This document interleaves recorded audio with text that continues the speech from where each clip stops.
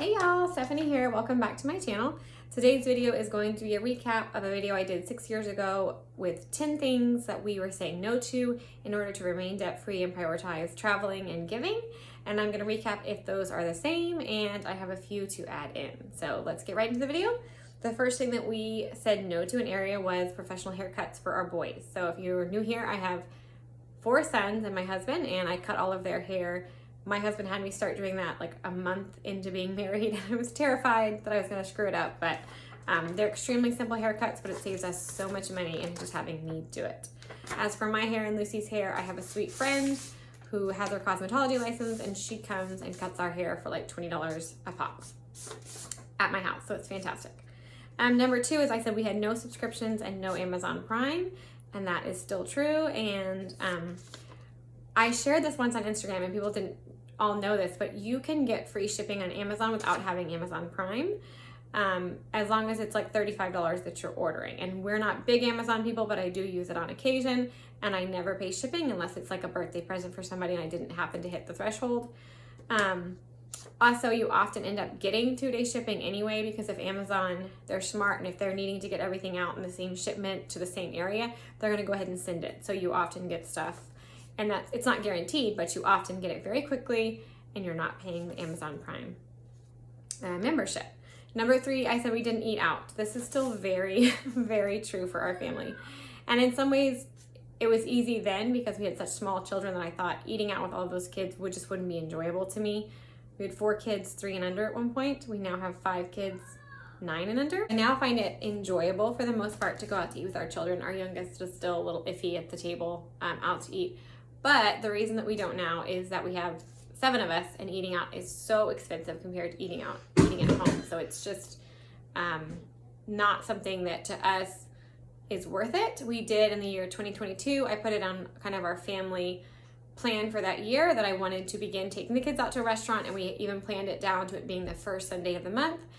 After church that day, that's Communion Sunday, so church runs a little bit longer, we would go out to eat once a month as a family. I had started working in January of 2022, and I still am very part-time. And because I was doing that, there was obviously like more discretionary spending type income that we could allocate to different areas, and we thought that would be fun. And by we, I mean me. I worked at a restaurant in college, and working Sunday mornings and seeing all these beautiful families coming in after church, I just always wanted to be that. So that was kind of where this came in. And we tried it for, I think, 4 months before giving it up, maybe 4 or 6 months. And then, the income was still there, but we still were feeling like even with me bringing it in, it could just be better used and served for a family in other areas. By then we were kind of tired of the restaurants in our town, and we love our little town, but we really don't enjoy particularly any of the food that the restaurants here offer. So anyways, it just wasn't something we kept doing. So yeah, we still really don't eat out. Number 4 is manicures and pedicures. And I did say in that video too that I didn't do those with the exception of if I used my fun money. I am using my fun money to get my nails done. This is another thing that when I went back to work, started working again, I talked with Jason about I would love to get my nails done once a month. It's $40 for me to get my nails done where we live.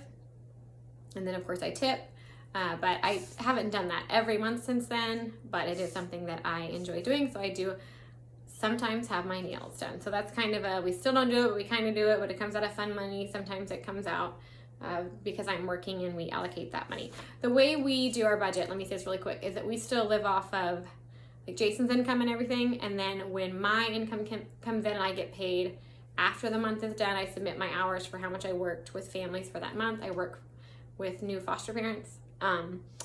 Then I get paid almost the end of the following month. So it's very like kind of backlogged a little bit in the way I get paid. But then once that comes in, then we decide what to do with it. So we do budget it, but it doesn't go into the EveryDollar app like Jason's income does, where it's budgeted for bills and stuff. It's like, what sinking funds need more money? Are we putting it towards travel? Are we doing something about the family? Stuff like that. Okay. I put no gifts for anniversaries and Valentine's. We did not give each other gifts. That is still really true.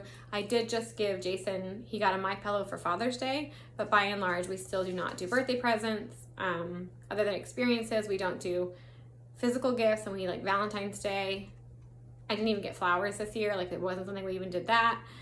So that still rings very true. Next, I said that we limited extracurricular activities. That is still very true, although it's a lot more expensive now. Like, we just had 3 boys play baseball, and I have 3 boys playing football. My daughter's going to do cheerleading, and so that cost amps up. But we save for that monthly in a sinking fund. We're prepared. They will play football, then they will have a down season, then they will have baseball, and then they will have a down season for the summer. So it's not even one extracurricular a season, like I said in that video. It's really like specific seasons where there's something that they love, but we're not constantly putting them in things. And no judgment if you are. I want to say that I know there are families that, given where we are in income, would say they couldn't afford to travel, but would have all of their kids learning the violin. And there's nothing wrong with that. We, on the other hand, have not put our kids into music lessons yet, or a bazillion other things, but we travel a lot, and that's just going to be, a value vote that you do on your own values and a value statement with your own budget. But it's not going to be like a good or a bad. It's just your own unique family. Big birthday party. So that's true. We still don't do big, like, crazy friend parties. My son had a lot of little boys over for root beer and pizza and shooting Nerf guns and stuff like that in the backyard for his 9th birthday this last fall, and I think the budget was about $100. But the majority of my kids opt for trips instead, where we would be going on that trip as a family anyway, really, but we make it into their birthday. My second son, who will be 9 in January, we've been going to the snow every year for his birthday since he turned 3, which was mentioned in that video, because I talked about how he would have a smaller birthday party, because really our present to them was snowboarding lessons, and we have continued to just absolutely love that family tradition. My daughter, we usually do the rodeo, but this year we're going down to my in-laws instead. So they have different things like that. My third kid, my middle boy, we usually do Great Wolf Lodge for his birthday. So different things like that. So those still cost a lot, though. That's not really super cost effective in a way, except that you're kind of double dipping in the travel fund and the birthday fund to cover it, and it's very memorable. I put that we don't do new phones. Phones have changed since I made that video, but we still don't. Like, we don't upgrade our phones just to upgrade our phones. We really keep them until you can't even update them anymore. Apps stop working on them. You have them for like 4 to 5 years before you change phones. That's still true. We don't pay someone else to do something that we could do ourselves. That is very true. It's amazing what my husband can figure out how to do using YouTube. Like, he just ordered our dryer, went out and he ordered like $30 worth of parts for the dryer to be able to fix the dryer. So certainly yard work, house cleaning, haircuts, as much as we can figure out how to do ourselves, car stuff, we do it ourselves instead of paying someone else. So ones I didn't have on there before that I'm adding now, is I don't buy more homeschool stuff than we need. If I buy a curriculum, I'm planning it out and we're using that curriculum.